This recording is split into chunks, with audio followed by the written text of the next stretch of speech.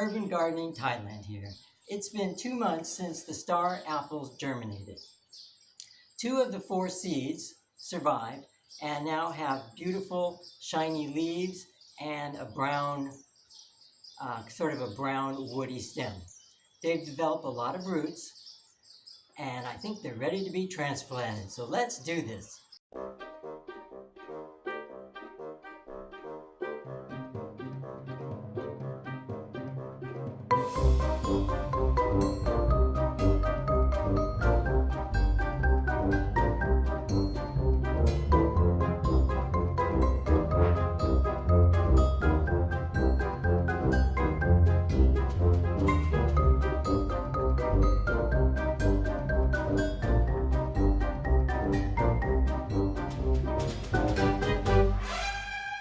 Star apples are now in their nice new big pots and they have a lot of room to grow.